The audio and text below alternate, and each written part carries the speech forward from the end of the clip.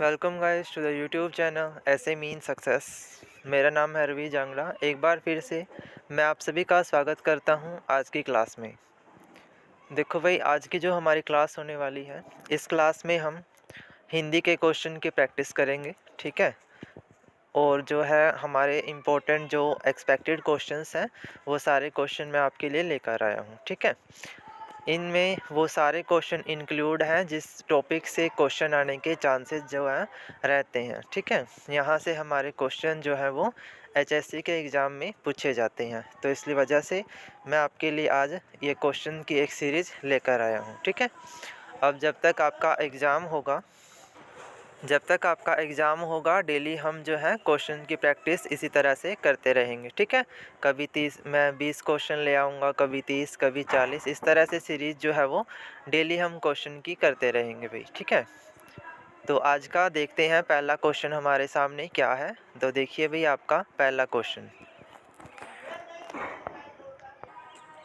तो भाई आज का जो हमारा सबसे पहला क्वेश्चन है वो देखिए ज़रा। पहला क्वेश्चन है, महेश में कौन सी संधि है। हाँ जी, क्वेश्चन है आपका, महेश में कौन सी संधि है। तो जो आपका वर्ड महेश है, इसकी मैंने आपको संधि की पहचान बताई है कि मात्राएं आपने चेक करनी है। तो देखिए यहाँ पर आपको छोटी ए की मात्रा दिखाई दे रही है ना। छोटी ए की मात्रा दिखाई दे रही है ना महेश के ऊपर। तो इजीली हम आइडेंटिफाई कर सकते हैं कि कौन सी संधि है। तो ये आपका यहाँ गुण संधि होगा, है ना।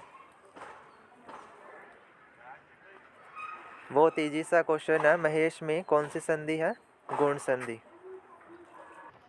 तो समझ आया भाई, महेश में कौन सी संधि होगी, गुण संधि। मैंने बताया था कि जब हमारी छोटी ए की मात्रा हो या ओ की मात्रा हो तो वो आपका गुण संधि होता है, ठीक है। सिंपल सा है बिल्कुल। अगला क्वेश्चन देखेंगे, सज्जन में कौन सी संधि है। तो अगर आप सज्जन वर्ड देखें तो इसका संधि विच्छेद क्या होगा, सत्य और जन, ठीक है। इस तरह से संधि विच्छेद होगा। तो दोनों तरफ में आपको क्या दिखाई दे रहे हैं, व्यंजन। दोनों तरफ व्यंजन दिखाई दे रहे हैं तो व्यंजन संधि हो जाएगा, ठीक है। राइट आंसर क्या होगा, व्यंजन संधि।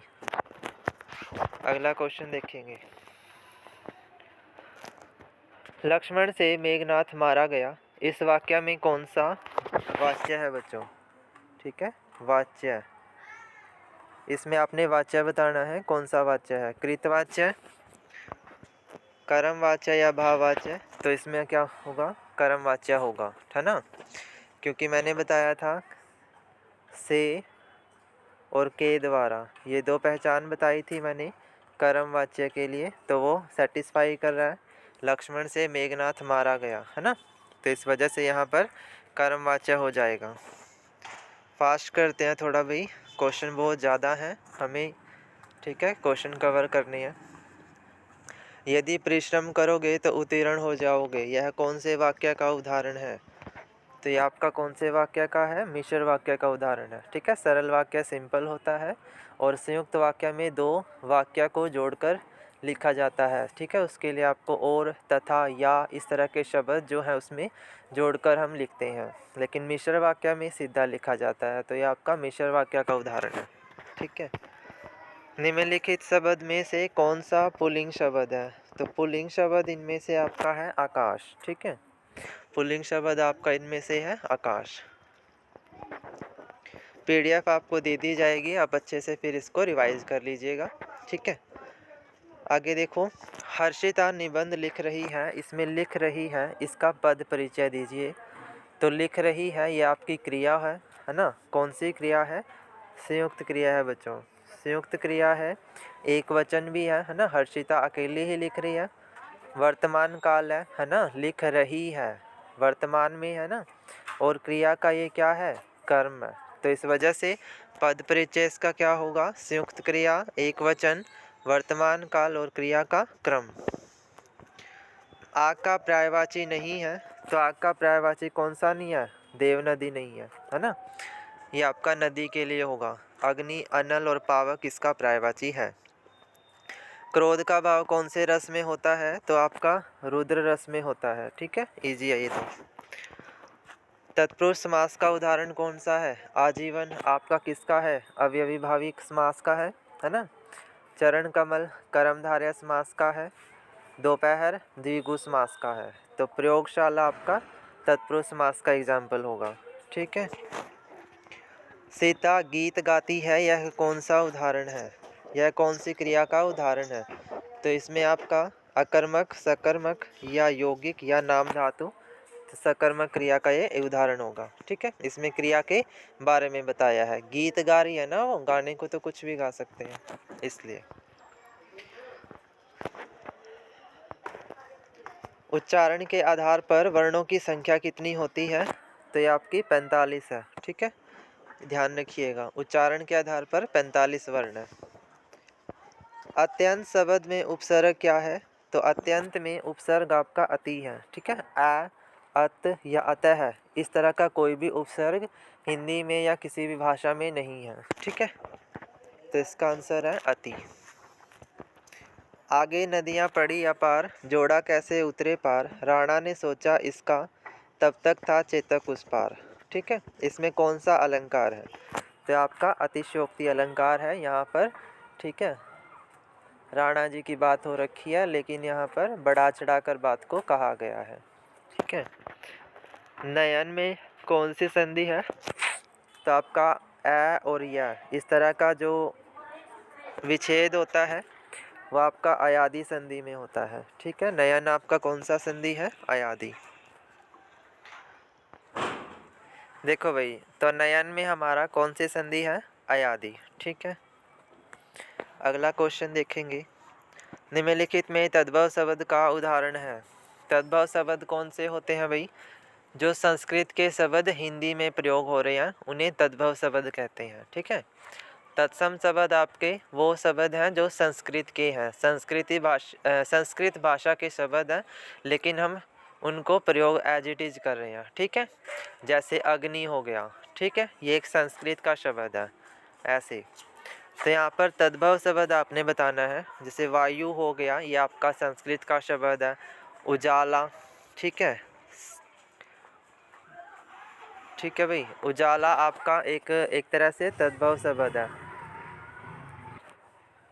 ठीक है भाई, तो उजाला आपका तद्भव शब्द होगा। बाकी सारे आपके यहाँ पर तत्सम के शब्द हैं। ठीक है, बाकी आपके सारे तत्सम के शब्द हैं। राम नहीं पढ़ रहा है, यह कौन से वाक्य का उदाहरण है?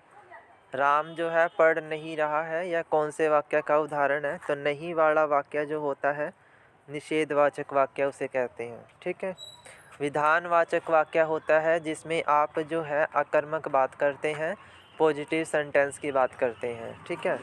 संकेतवाचक में हम कोई इच्छा प्रकट करते हैं और प्रश्नवाचक में हम प्रश्न पूछते हैं। ठीक है।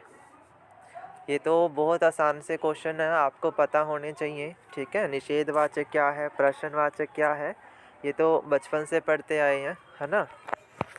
आगे देखिए, आस्तिक का विलोम शब्द क्या होगा? आस्तिक का विलोम शब्द क्या होगा? तो नास्तिक होगा। निरोग आपका किसके लिए होगा? रोगी के लिए। वधु किसके लिए होगा? वर के लिए, है ना। और निर्दयी क्या होगा? कठोर के लिए। ठीक है। आगे देखिए, उद्योग में कौन सी संधि है? तो उद्योग में हमारी व्यंजन संधि है, क्योंकि इसको कैसे लिखोगे? उत और योग। ठीक है। संधि विच्छेद इसका उत प्लस योग होगा। तो ये दोनों ही आपके व्यंजन शब्द आते हैं ना, प्लस के दोनों साइड में, तो इस वजह से व्यंजन संधि हो जाएगा। चुनाव के लिए मतदान किया, इसमें कौन सा कारक है? तो देखो भाई, के लिए आपका कहाँ यूज होता है? संप्रदान में, क्योंकि संप्रदान क्या बताती है? उद्देश्य। संप्रदान कारक क्या बताता है? उद्देश्य बताता है। तो के लिए हमारा संप्रदान कारक में आ जाएगा। कर्ता कारक क्या बताता है? ने। ठीक है। कर्ता कारक के लिए हम कौन सा चिन्ह यूज करते हैं? वो आपका कौन सा है? ने। ठीक है। संप्रदान हो गया। अपादान क्या होता है? से या अलगाव। ठीक है, ये आपको पहले भी बताया था, उस एक जो स्पेशल क्लास हुई थी। संबंध क्या होता है? का के की। ठीक है, ये आपने ध्यान रखनी है, बार बार मैं बता रहा हूँ। ठीक है भाई, तो इस तरह से याद रखिए इन सब को। कारक बहुत इंपॉर्टेंट टॉपिक है, इसमें विभक्ति चिह्न के ऊपर भी क्वेश्चन आ सकता है और इस तरह से सेंटेंस वाला क्वेश्चन भी आ सकता है। तो दोनों ही तरह से आपको ये इम्पोर्टेंट है जो, ठीक है, दोनों ही केस में आपको ये लर्न करके रखना है, ठीक है, इम्पोर्टेंट टॉपिक है आपका। नेक्स्ट क्वेश्चन देखिए भाई, पर विशेषण क्या होता है? पर विशेषण वर्डिंग से ही समझो। पर विशेषण यानी विशेषण से भी ऊपर जो है ना, विशेषण से भी ऊपर। विशेषण क्या होता है अगर हम बात करें तो जो संज्ञा सर्वनाम की विशेषता बताता है उसे आप विशेषण कहते हैं। विशेषण की भी विशेषता अगर कोई बता दे हमें तो वो आपका क्या कहलाएगा? पर विशेषण, ठीक है। अभी मैंने क्या बताया, संज्ञा सर्वनाम की जो विशेषता बताता है उसे आप विशेषण कहते हैं और विशेषण की जो विशेषता बताता है उसे आप, है ना भाई, तो पर विशेषण आपका क्या हो जाएगा? जो विशेषण की विशेषता बताता है।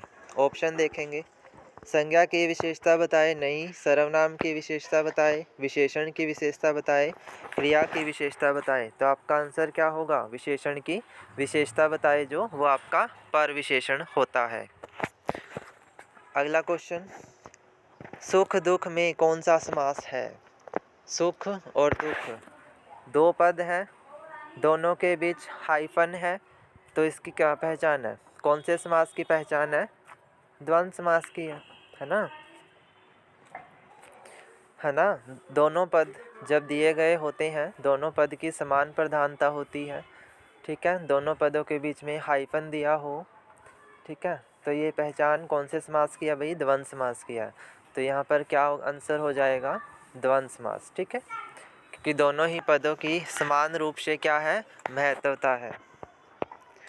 नेक्स्ट क्वेश्चन भाई, नायक में कौन सी संधि है? नायक, ठीक है, नायक भी आपका आ और या इन दो वर्ड को लेकर आया है, तो ये अयादि संधि का एग्जाम्पल अभी, ठीक है। व्यंजन संधि में भी बता रखा है दोनों साइड में व्यंजन होने चाहिए। विसर्ग संधि में विसर्ग की पहचान कर लो और गुण संधि में आपने मात्राएं याद करनी है दो, एक तो छोटे ए की और एक ओ की मात्रा, बस इनके अलावा आपका एग्जाम्पल होता ही नहीं है, ठीक है। तो इसमें आपका जो राइट आंसर है वो क्या है? अयादि संधि है, ठीक है। आगे देखेंगे क्वेश्चन 23 आपका, रघुपति राघव राजा राम, इसमें कौन सा अलंकार है? रघुपति राघव राजा राम, इसमें कौन सा अलंकार है? तो आप देख पा रहे हैं यहाँ पर रै की आवृत्ति हो रही है, यहाँ पर भी है, यहाँ भी और यहाँ भी, चारों वाक्य में, सॉरी चारों शब्दों में रै की आवृत्ति हो रही है। तो ये कौन से अलंकार में होता है? अनुप्रास में, है ना। जहाँ पर व्यंजन की आवृत्ति बार बार होती है वहाँ पर आपका अनुप्रास अलंकार है। तो इसके लिए आपका राइट आंसर क्या है? अनुप्रास अलंकार,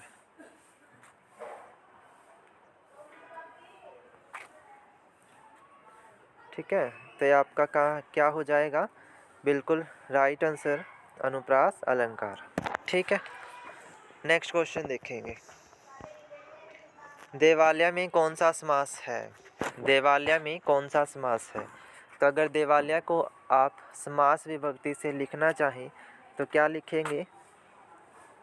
देवों के लिए आलय, ठीक है, इसको क्या लिखोगे? देवों के लिए आलय। तो देवों के लिए आलय, तो यह संप्रदान कारक भी हो गया, ठीक है। और कारक का संबंध कौन से समास से होता है? हाँ भाई, कारक का संबंध कौन से समास से होता है? तो आपका तत्पुरुष समास से होता है ना। तो राइट आंसर क्या हो जाएगा? तत्पुरुष समास, ठीक है।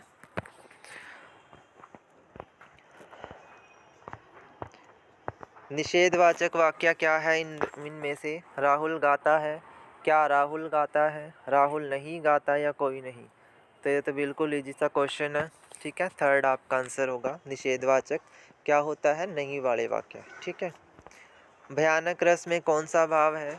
तो हंसी का भाव है, गुस्से का भाव है, भय का, आश्चर्य का। तो भयानक रस में कौन सा होगा? भय का भाव होगा, ठीक है। कौन सा भाव हो जाएगा? भय का, ठीक है। राइट आंसर आपका क्या होगा? भय। हंसी का भाव कौन से में है? हास्य में, ठीक है। गुस्सा, क्रोध रस में, आश्चर्य, विस्मय में। ठीक है। घबराहट में कौन सा प्रत्यय है? प्रत्यय क्या होता है? जो शब्दांश शब्दों के अंत में जुड़कर उसका अर्थ बदल देता है उसे आप प्रत्यय कहते हैं। ये अभी रिसेंटली करवाया था मैंने, उपसर्ग और प्रत्यय। घबराहट, आहट। ठीक है। घबराना एक अलग वाक्य है, एक अलग शब्द है। ठीक है। अगर आपको इसको लिखना है तो कैसे लिखेंगे? घबराना एक अलग है और आहट इसमें जोड़ा गया है, ये एक अलग है भाई। घबराना एक अलग शब्द है और आहट एक अलग शब्द है। तो प्रत्यय इसमें क्या जुड़ा है? ट जुड़ा है, हट जुड़ा है, आ जुड़ा है या आहट जुड़ा है? तो आहट इसका राइट आंसर है। ठीक है। आहट इसका राइट आंसर है। अति से कौन सा शब्द बन सकता है? अति एक उपसर्ग है। इस उपसर्ग से आपने नया शब्द बनाना है। तो अनबन नहीं बन सकता, अनसन नहीं बन सकता, अतः नहीं बन सकता। तो क्या बनेगा? अत्यंत बनेगा। ठीक है। अत्यंत इससे बन सकता है। ठीक है। अगला क्वेश्चन, सिर फट गया उसका वही मानो अरुण रंग का घड़ा, इसमें कौन सा अलंकार है? तो अगर आप वाक्य को देखें तो यहाँ पर मानो शब्द मिल रहा है, मानो शब्द मिल रहा है, मानो, जानो, जनो, मन हूँ, ये शब्द कुछ बताए थे मैंने। तो ये कौन से अलंकार में होते हैं? उत्प्रेक्षा अलंकार में। तो ऑप्शन चेक कर लो सीधा। अनुप्रास नहीं हो सकता, अतिशयोक्ति नहीं है, तो आपका क्या है? उत्प्रेक्षा अलंकार है। ठीक है। इजी सा। दांत पीसना इस मुहावरे का क्या अर्थ है? तो इसका अर्थ है क्रोध करना। ठीक है। तो ये थे हमारे कुछ प्रैक्टिस क्वेश्चन भाई। ठीक है। आज की क्लास यहीं तक है। आज की क्लास आपको कैसी लगी ये मुझे बताना, और अगर वीडियो अच्छी लगी है तो लाइक कर दीजिएगा, शेयर कर दीजिएगा। चैनल पर नए आए हैं तो चैनल को सब्सक्राइब कर लीजिएगा। ठीक है। और भाई आपकी क्लास कैसी है कैसी नहीं है वो मुझे बताना। ठीक है। आपको कंटेंट पसंद आ रहा है कि नहीं? ठीक है, ये बताना कमेंट में। और ये पीडीएफ आपको व्हाट्सएप ग्रुप में मिल जाएगी आज। ठीक है। और आप इसकी प्रैक्टिस कर लीजिएगा। ठीक है। Thank you so much to joining me here guys. Thank you so much guys. Thank you भाई।